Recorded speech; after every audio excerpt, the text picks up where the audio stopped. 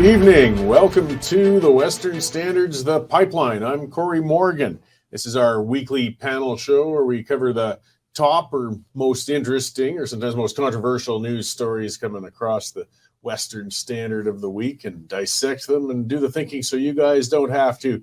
Our publisher, Derek Feldebrand, is usually in this seat, but he's indisposed today. So we have, for the first time in a while in the pipeline, our news editor, Dave Naylor. How's it going, Dave? Always glad to class up the joint here. Well, yeah, you're in my seat. I'm in your It's seat, still yeah. sort of I know, it feels a doesn't little feel awkward right. there, but Doesn't feel right. I'll get over it, I guess. And our opinion editor, Nigel Hannaford, there to add nuance. Same old to the seat, discussion. same old ideas. Yes. We've got one consistency Yeah, here anyways. all right. So lots to cover today. We got a good number of stories, but I'll start with paying our bills, of course, and the important parts. And not only is his membership very important to us, and we really appreciate you guys who have signed up for that $9.99 a month or $100 a year, get past the paywalls, prevent us from ever having to beg and grovel for government dollars. Take out a subscription, guys. That's how we stay independent. And if you have already, thank you very much. We do appreciate it. As well, we have some sponsors and advertisers that are fantastic. And the one for this show is the Canadian Shooting Sports Association, usually abbreviated CSSA. If you own firearms, you enjoy firearms, you just want to stand up for people's rights and abilities to own those firearms, you've got to be a member of the CSSA, guys. It's a fantastic organization. Lots of resources for you, whether it's sports shooting, hunting, collecting, whatever. It's your business. It's your property. But you got to protect your property, and the CSSA is there to help you do that. Check out their site. It's CSSA-CILA.org, or of course, just Google Canadian Shooting Sports Association, and you'll find them, and they will be a worthwhile investment in yourself. All these years we've been doing this. That's the very first time you've messed up. I was always correcting I know, Derek. you're always It's perfect. the seat. It's the seat. It's haunted. Okay, I've got it. People will find it, darn it. Bernardo will be ticked off at me now. Yes. Okay, so, well, let's start with a self-serving story and what's been topping our news. But, I mean, it really is quite serious and just seems to keep evolving. How the Liberals killed the news. Dave, what do we got going on now? Oh, it's just craziness in Ottawa as usual. Meta and Google are threatening to pull their Canadian news links out. In retaliation today, Pablo Fernandez, our heritage minister, got up and huffed and puffed and blew his cheeks out and said the government will no longer spend money advertising on Facebook or Google to tell us what a wonderful job they're doing. I don't know how we're going to survive without them, but that's to be about a $10 million hit that the government can spend elsewhere. That, to make a point, to a company with a market capitalization of $759 billion US.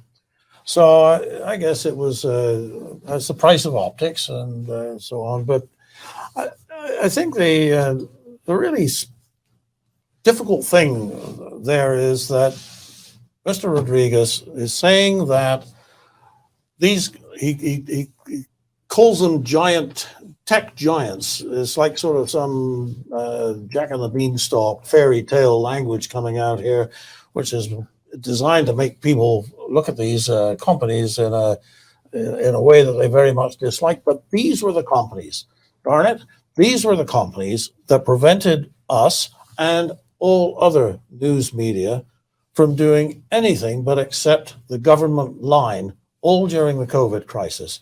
If we tried to publish something that sort of said, well, maybe vaccines are this or vaccines are that, or maybe we should have that's not the government line, locked. So how quickly things change if you're a tech giant. 1 minute you're an enforcement arm of the government, and now you are an irresponsible, greedy, reckless snatcher of pennies from the eyes of the dead.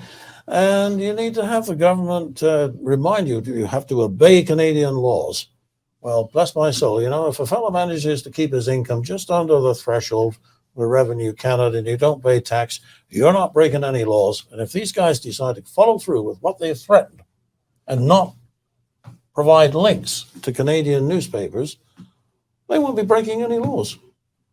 No, I mean, otherwise the alternative is essentially forcing them to provide a service, saying you must do this as part of your business. And by the way, you must pay for it as well. Yeah, you pay to provide this. It's just absurd. The thing is a total disaster. And I actually think that maybe this has gone out of control. This is not quite how the Liberals thought that this was. No, they thought they were going to save the news industry, and instead they could kill it. Yep. You know, because that's how important the links are to many producers. You know, especially the mainstream media. They're cutting off the nose to spite their face here.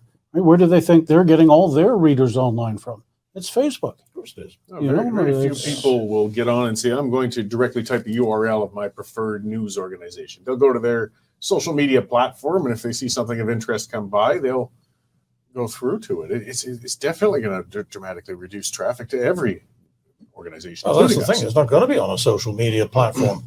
If it's Canadian news, you'd be able to get American news, or so I understand. And who knows, in 6 months that could change as well. But right now, my understanding of what the bill calls for is that Meta and Meta will not carry Canadian news. Google won't direct you to it. And so it will be Canadian news that you can't get. You know, it's Mr. Trudeau will make a statement in Ottawa, and nobody will hear about it because you can't find it on the internet. All right. Well, you'll have to seek it out. You'll have to go and buy a newspaper, or you're going to have to turn on that dreadful, news program that CBC puts out. Or get a subscription to the Western Standard. That's right. Get on the email that's list. what you need to do. And this is a good time, actually, and I've been doing it. Remind people, do that. Your favorite news outlets, particularly this one, to get on the email list, because then you'll keep up with things. Whatever goes on with this battle, you'll still see things as they come.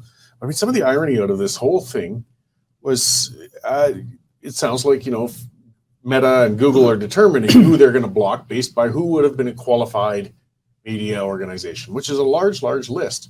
But one, ironically of it all, I think it was Rebel, because the government said you are not a media organization. They've said it countless times, you are not a media organization. So it could turn out that the social media giants will block every single news organization except the one that the government loathes the absolute most, because the government itself said they aren't a media organization. And wouldn't that be ironic? Yeah, that would be hilarious. Yes, certainly would. But I'm sure Ezra's contemplating that in Paris, even as the city burns. I don't. It'll be all right when he gets back. When I came into the news today, it does. The term I saw online for that too was flailing. I saw it was on TV. Rodriguez was there. He was making his announcement. People were, pundits or others, they don't know what to do. I mean, their bluff's been called. As you pointed out, I looked it up just with the percentage of Canadian media or Canadian advertising on Facebook, with what if the government pulls away, amounts to about 0.39% of their Canadian advertising revenue. Like, they don't have them over a barrel here. No, they've got no bargaining position whatsoever. Facebook and Google can just sit back and hope they cave. Well, I mean, could you Or even if they don't cave, they don't care, right? And this is going to be a test ground, not only for Canada, but for when they do the same thing in the United States, the European Union. Those are the next battles. Yeah. So you sure as hell won't see Facebook capitulate in Canada. Cory, I do want to make one point. Just because we happen to be on the side of Meta and Google at this point on this very issue, because they are also our paper boys, doesn't mean that we think they're always the good guys. No. They did, as I said a moment ago, they did operate as an arm of the government willingly. Like these people were keen. They had trolls out there looking for anything that ought to be interrupted because it was misinformation or disinformation. People couldn't have a voice. Perfectly reasonable people couldn't have a voice. And so that was bad. And by the way, it is still an awful creepy thing when you and I talk about dog food, because we both got dogs, and 5 minutes later, all the ads start popping up in our feed, for some special dog food or other. That I don't like that, No, something going on for something sure. is going on, and we all have, I think pretty much everybody now has got a story like that. Well, and that is part of where I think maybe the government has some it feels they have something. I mean, these are the large, mega corporations. They point to those huge dollars. They use those those two words that drive me bananas whenever you see it. Fair share. Oh, yeah. Yeah. What would be fair? So they say that they're bringing in this sort of gross revenue every year and they aren't paying their fair share. But do you think in desperation, they won't back off on the bill? They might get more punitive and say, well, we're going to do a windfall tax. That's one of their favorite little terms they like using too. You made too much and we're just going to reach in and take it. What did you put it beyond them? I mean, that would certainly escalate the battle to a whole new level. But you never know with the Liberals, right? I mean, who knows what they're planning? Maybe there's rumors of a cabinet shuffle coming up. Maybe Rodriguez gets the boot and some fresh eyes come in and take a look at it. You just don't know, do you? I think the freshest eyes that are likely to look at this thing would be a conservative government whenever the next election comes around, whether it's in October of 2025. I did check up just to see what the party line was, and Rachel Harder, the Lethbridge MP, she's actually a shadow cabinet minister, and she's Rachel Thomas now, she got married. Rachel Thomas, the shadow heritage minister, is saying that they would replace Bill C-18 if they were elected in the next election. So that's a campaign promise early from the... Was that a promise to replace or to repeal? She used the word replace. And since you mention it, and this will be in the editorial that I wrote about this, which is going out in approximately... it's already out, isn't it? So it's going to be... I would much prefer that they destroy the thing and grind it up into small pieces. Rather than replace it. But replace, at least they're going to look at it.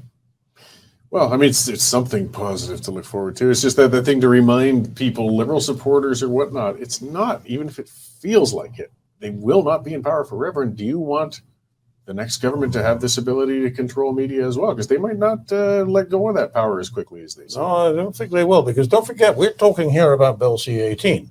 But there's also Bill C-11, which gives the CRTC, which is an arm of government, which is an enforcement arm of government, the power to limit what Canadians can post on the internet. So this is actually a much bigger package just than the C-18 that we're talking about today, just purely to do with the supposed remuneration of Canadian newspapers and TV and radio for what goes out on the social media. There's a much bigger issue here. I remember when this was happening in Australia, and sort of one of the big arguments against Google and Facebook was they're putting people's lives in danger, all right, because of potential natural disasters or a revolution by the kangaroos. I was thinking about it this week when a massive tornado hit Disbury. How, without social media, without news on social media, how are you going to warn people? How are you going to get them into their basements? How are you going to cover the storm? I don't think anybody's been asking those type of questions. No, it's not like so many people are. This is not a knock on the radio industry. I've got friends there, but it's not like people are sitting tuned into the radio where they're likely to hear a warning. Yeah. The most you're going to get is a beep on one of these things here. And then you want to Google and then you storm, what's going on, storm Disbury tornado, and you blank. I'd like to think some of these who knows, but the social media platforms would make exceptions. I mean, that's the sort of thing you can set something at a level. Okay, this is an emergency. We will put these links through. If it's another press release from Justin Trudeau, good luck finding that thing. But and when the fires are burning, I would hope they would. I guess it remains to be seen. What a bizarre, ugly mess this whole thing's turned into. Well, speaking of bizarre, weird messes, let's get on to our national file as well. So the carbon tax and the second carbon tax, and Quebec. Ottawa has given Quebec special status on top of their existing special status, which is... Yeah, once again, good work from our friends at the Canadian Taxpayers Federation. They delve into all these figures, so you and I don't have to, because we wouldn't understand them. But Quebec pays less carbon tax than anybody else in the country. 10 cents per liter right now, as opposed to 14% or 14 cents, where you and I fill up, Corey. So You just wonder why. Why a sweetheart deal for Quebec? And if Quebec can get it, why not? Why is the rest of Canada subsidizing it? Well, not that I have a business of explaining what the Quebec government does and what their point of view is, but they would tell you that they were smart and 10 years ago entered into a commercial arrangement with California whereby they would trade carbon credits. So they are still working under that, and it works out that that's the price on the market. That's what works. Now, that's what they say. I have a feeling that they're being slightly disingenuous. That there's probably a little more to it than that. But it doesn't alter the fact that the federal government is, if it was Alberta or Saskatchewan or even BC that had entered into some kind of a commercial arrangement with California or any other state to trade carbon emissions, and it worked out that we were only paying 10 cents when Ontario was paying 14, something would be done to make sure that we were averaged up. Pay our fair share. Pay our fair share.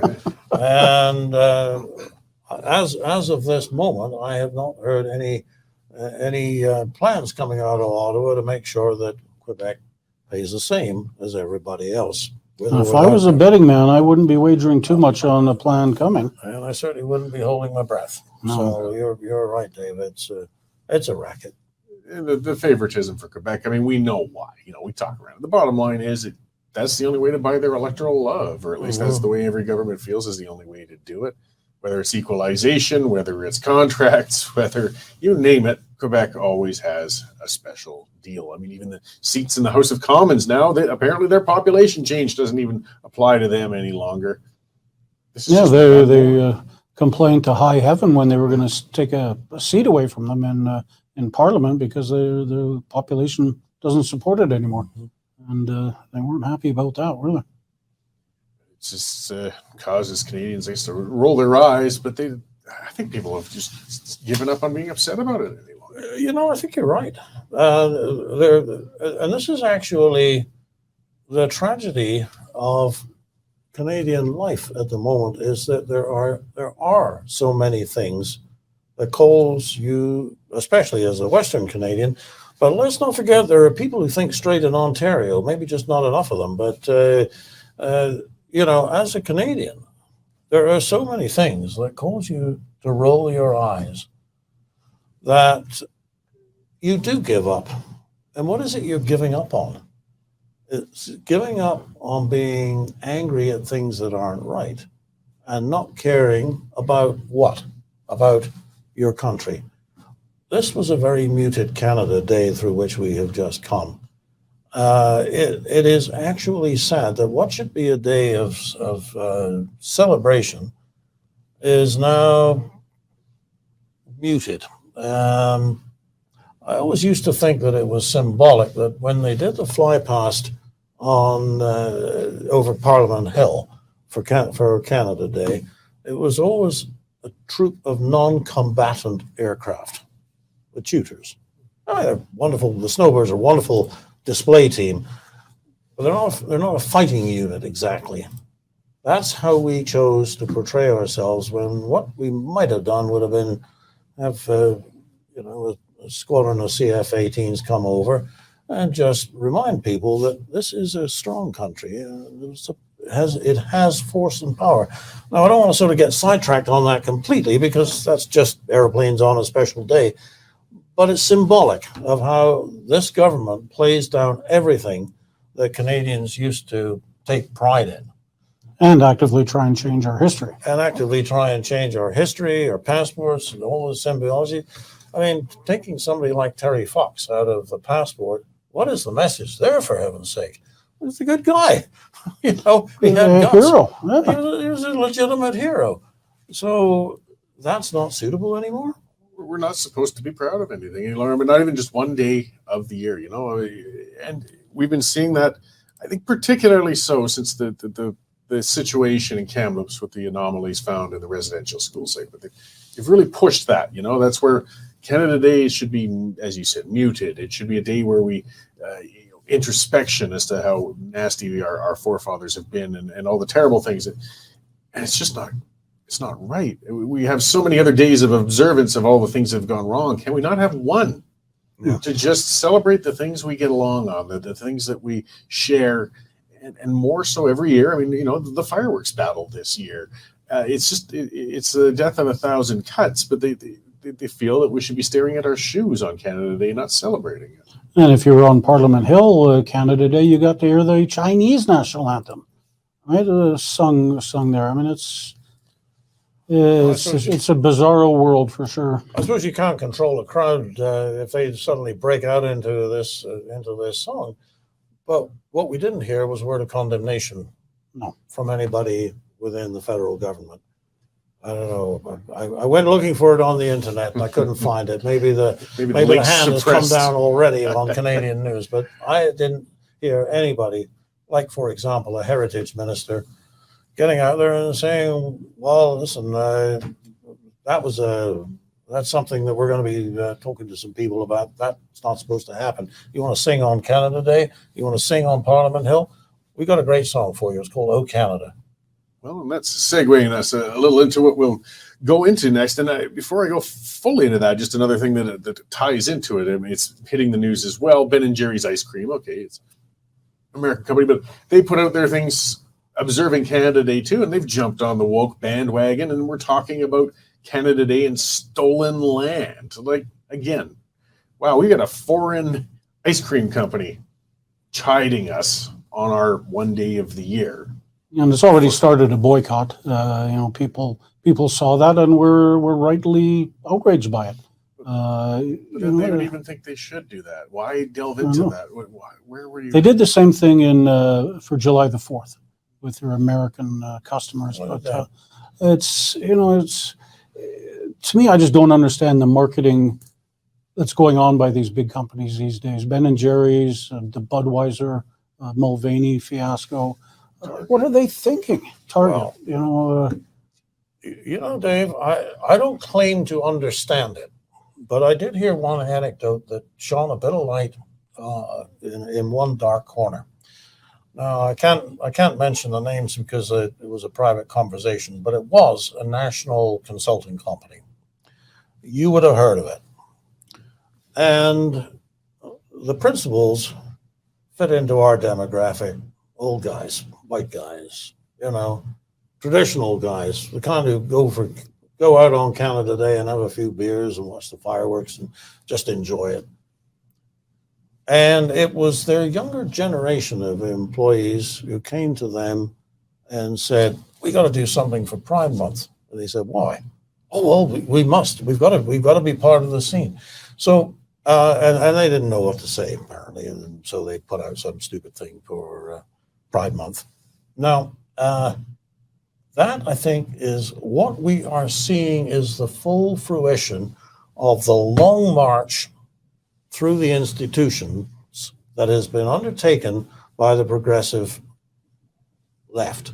These are the people who believe in critical race theory and the folks who basically own and operate the victim industry. And they started in the universities and they moved into the teaching colleges, and the teachers who graduated from the teaching colleges moved into the schools. And eventually they have, over a period of about 50 years, it's not called a long march for nothing. Didn't happen overnight. But now you have got a broad consensus on a range of issues in people under 40 who are now moving into spots where they can make decisions, such that you can have a well-established company that's been around for a long time with a group of people inside who are now in junior and mid-management positions say, well, we think that we ought to do something about this. Well, these guys at the top don't know what to say. They've not been tracking this. They're very good at their business, but they're not monitoring the culture. They don't have their finger on the pulse of this stuff. There's a very good article. I'm going to shamelessly plug Mark Wilkie's book here for a second, The 1867 Project. There is an excellent chapter in there by a Queen's University professor by the name of Bruce Pardy lays all this out in full. It's not a long read. In fact, we actually, I do believe that we ran it in its entirety here. But in any case, that's what's going on. And it's a younger generation coming along, and they just think this is the normal thing to do, the right thing to do. First of all, who are you calling old? But I do agree with you. I do agree with you. I mean, you look at all the stuff thrown at young school kids these days, Pride Month, pronouns, sexual identity, gender. By the time they get to grade 6, they have to be confused about what they are, right? They just have to be, because they're just exposed to it every day in class. And if they seem too certain, they'll be scolded for it. Absolutely, they will. Yeah.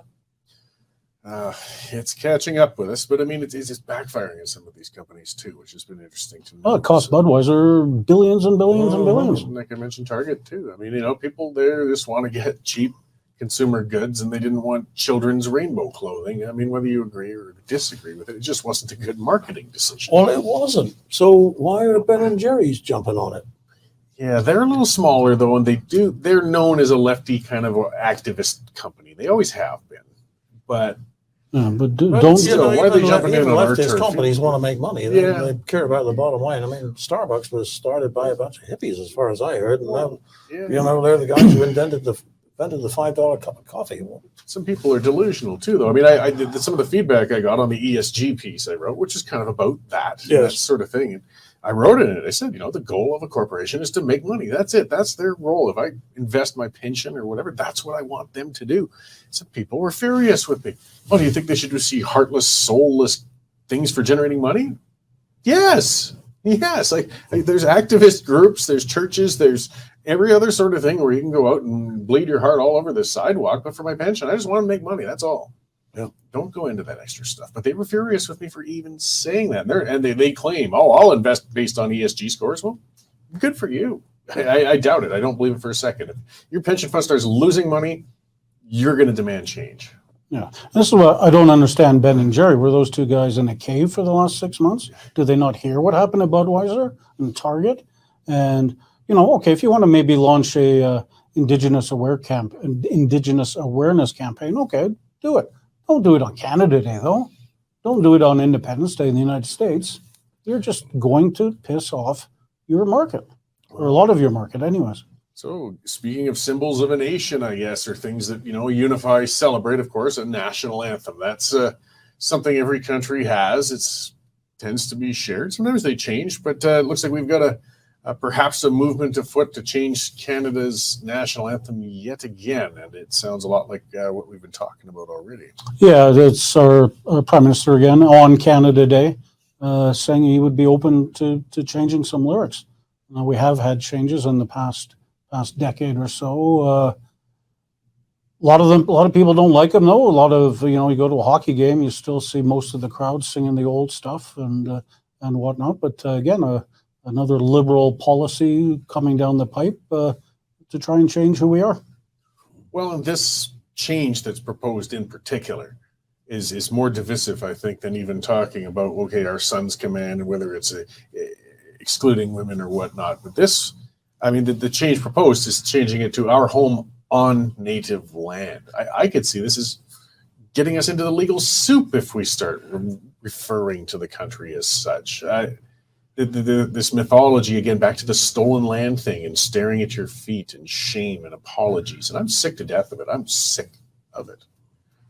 It's an interesting conflict of ideas when, on the one hand, the federal government is clearly sympathetic to this idea, but at the same time, they're bringing more land thieves in every year. What is the target now? 500,000 immigration.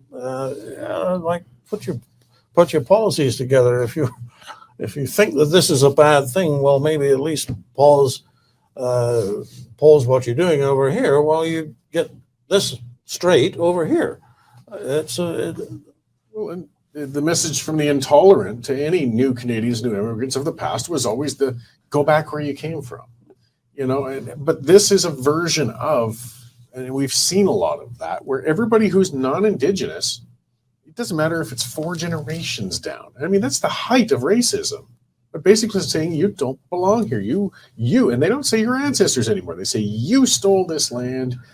You should be, again, where am I supposed to go back to? It's baloney, but talk about divisive and entrenching that intolerant point of view. And that's what we're getting to is, could you imagine if it was 50 years ago and we wanted to change it to our home on white man's land? Because that's kind of what they're saying. It's the home on this particular race's land. But he's considering it. Well, he says he wants to hear from lots of Canadians, so I'm sure he will. I'm sure he'll only listen to the ones he wants to hear from, but maybe it's time that people do actually stop being complacent, stop being against, we were talking just now about you hear so much, you get sort of fed up with it, you don't want to even bother listening anymore. Well, maybe this is one, if you care about it, then you should say something. Do something. The land of both of our births just changed the words in their national anthem last year, from king to queen, or from queen to king. I don't One word. Too controversial. But yeah, no controversy whatsoever. But yeah, well, the things that bind us, and we seem to just undercut our own feet. Getting on to another tradition that's coming up. And again, there's some people who have problems with that one as well. But I think most in Calgary celebrate it. But our Calgary Stampede is coming up here. Yahoo. Such enthusiasm. Come on, you're going to be cosplaying next week. And Cory, I've been covering the Stampede now for like four decades. It's hard for me to get excited anymore, but I know people are. Our young reporter from out east, Jonathan, he's looking forward to trying prairie oysters for the first time. We'll see how that goes. You always know if you're a true Calgarian, you get out of town for these 2 weeks. If you like fun and having parties and paying a lot of money for a corn dog, then yeah, it's a great time. Parade's always great. So yeah, I'm just not a Stampede guy, but don't take my word for it. It's if you haven't been there, it's certainly fun, certainly eye-opening for the first-time visitors. But I would be a 40th time visitor, so I know where every mini donut store is. I know where every washroom is. It's not for me personally, but I know others that love it. I tell you what, I am for anything that gives people a chance to blow off some steam, get out, and have some fun. I understand everything you said, and as I say, my wife and I are out of town on a wedding anniversary, so I'm not going to be there to live my own words.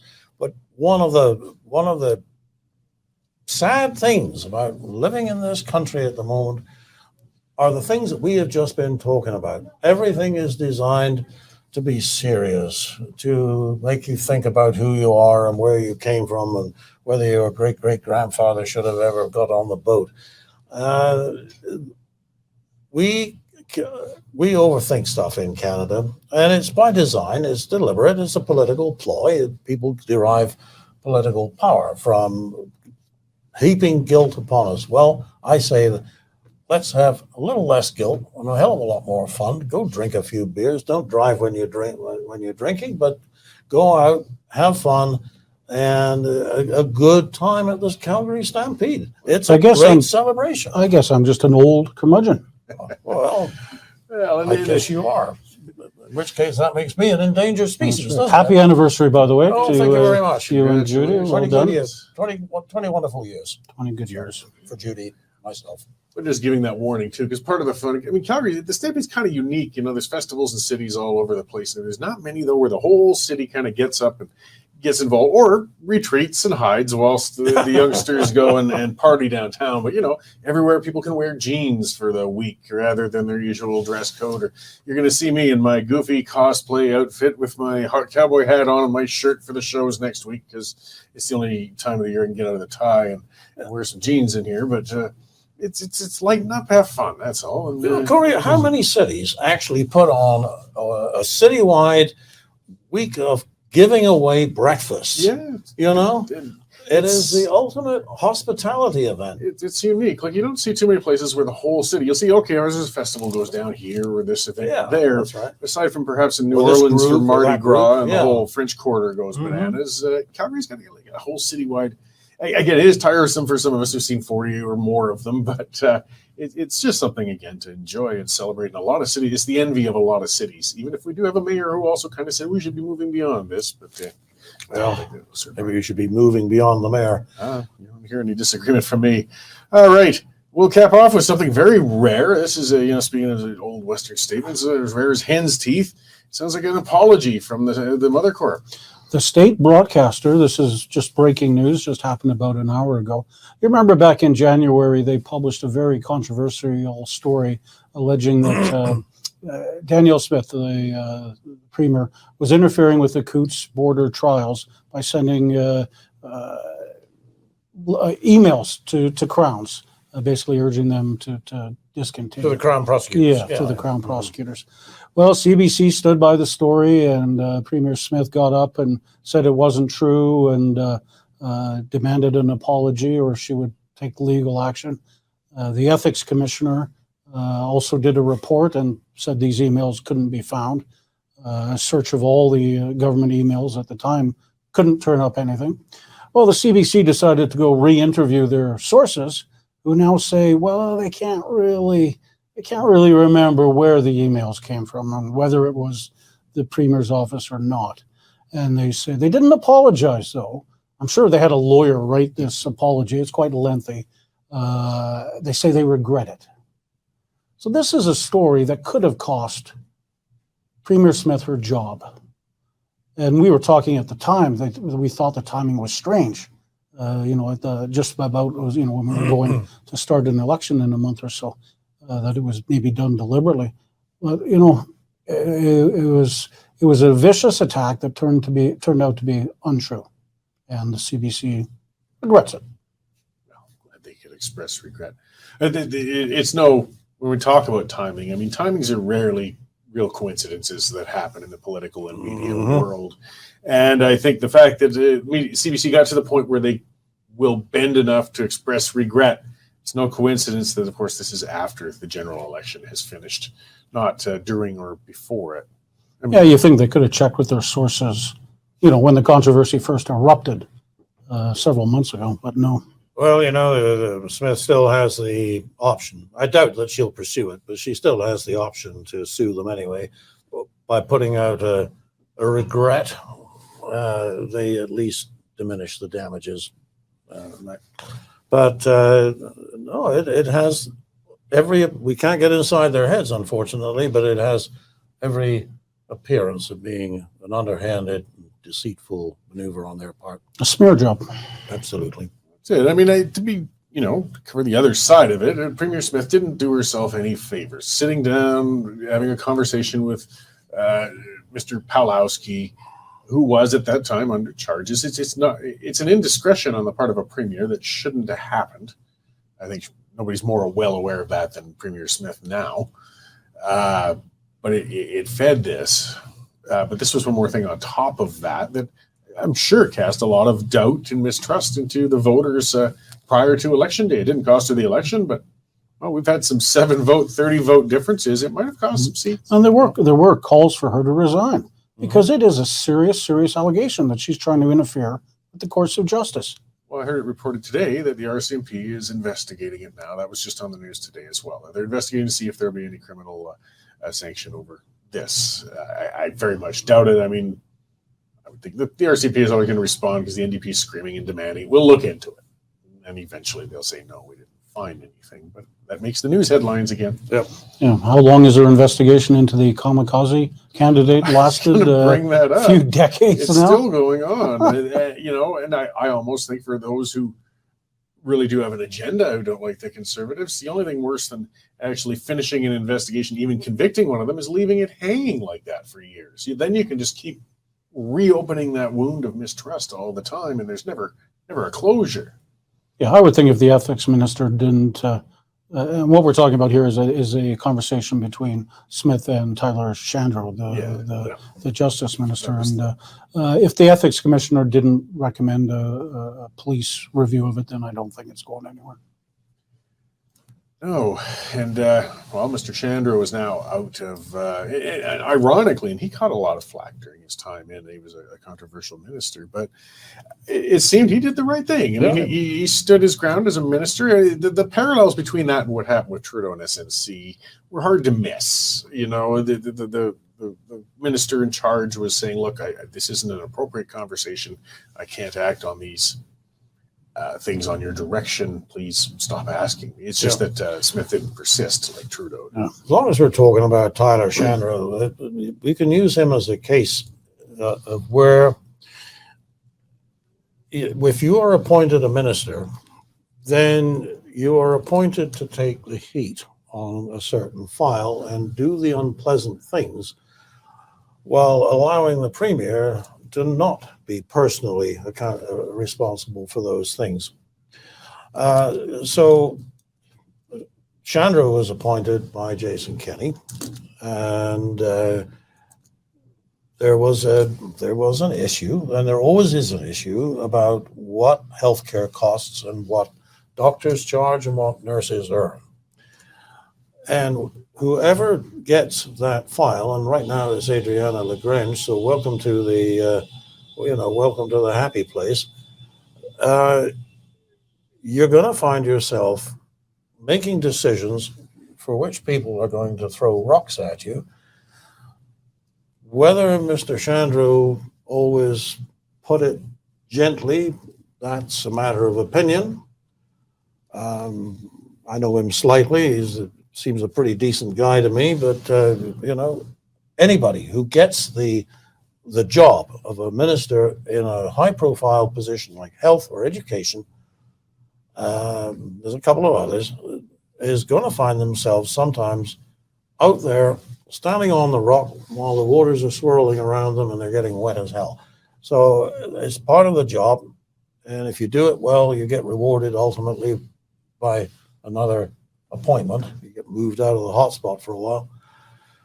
But I don't see how... I don't really see how Shandro could have done other than what he did when he was on that file. And he certainly has paid a price in personal reputation for it. People will not leave him alone. So anyway, God bless him for trying. Yeah, well, that's it. I mean, whenever you dig with this story, you found, well, again, it seems like perhaps Premier Smith didn't understand that delineation she should have between this, but well, he did. Mr. Shandro certainly did. And he spoke up and I'll bet you she's lost Pawlowski's number by now. Oh, I should hope so. He's too busy talking to the European Parliament. No, that's right, he did. He and his son addressed the European Parliament yesterday. It's going to be a good time to reject his passport on the way back.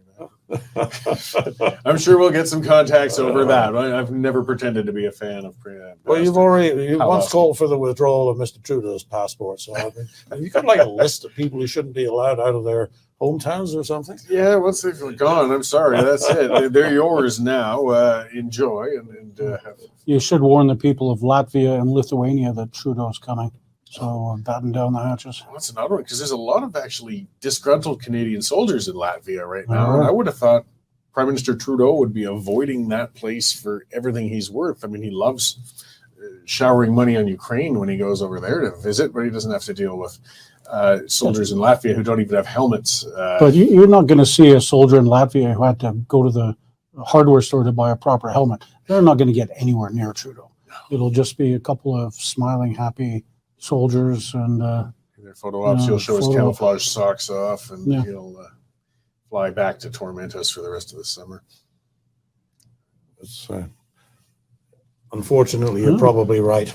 Another thing to look forward to, the Stampede, the annual visit from Trudeau. Yes. Well, that's actually, that would be the meeting to be the fly on the wall at between Smith and Trudeau. Mm-hmm. I mean, she sounded very determined on the radio this morning.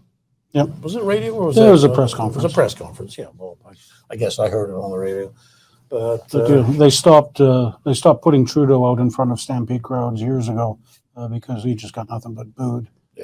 So Sneak them in for those quick events. yeah, pancake they'll breakfast, take some sneak them up pictures to and George get 'em up. Sahal's Yeah. pancake breakfast, sneak them down to the McDougall Center for meeting with Smith, sneak him to the airport, and that'll be it. Yeah. White hat in his hand. Yeah, I'm sure he's got a collection. Oh, probably. Well, that's enough out of us grumpy curmudgeons Old men. for this Yeah. week. Yes, and well, I'm sure there'll be a whole raft more. I guess I'm going to take a while to live that one down. But, That's all right. That's all right. What- Yes, thank you very much for joining us and sharing that curmudgeonly input this week. There's lots to cover. it's always fun. All right. Well, thank you guys for tuning in, and well, keep an eye on things. Tune in next week, and we'll have a whole new raft of things to gripe and grumble about. So this was the Pipeline, and we'll see you then. The current Lethbridge feed grain prices are as follows: cash barley's at $4.15, feed wheat's at $4.05, and corn's down $5 at $3.85 per metric ton. In the milling wheat markets, September Minneapolis futures jumped 42 cents at $8.51, with local hard red spring bids for July movement at $10.65 per bushel. In the oil seeds, nearby canola futures gained $10.50 at $7.49.90 per metric ton, with delivered values for July movement at $17.23 per bushel. In the pulse markets, nearby red lentils are trading at 33 cents a pound, and yellow peas remain at $11.25 per bushel. In the cattle markets, August live cattle lost 80 cents at $176.03 per 100 weight. For more information on grain marketing, call me at 403-394-1711. I'm Sean Smith at Marketplace Commodities, accurate real-time marketing information and pricing options. Canadian Shooting Sports Association. Without the CSSA, our gun rights would have been taken long ago. These guys are on the front lines helping to draft smart and intelligent firearms regulations and legislation in Canada, and more importantly, educating the public about how we keep guns out of the hands of the wrong people. To become a member, it's absolutely worth every penny. You can become a Western Standard member for just $10 a month or $99 a year for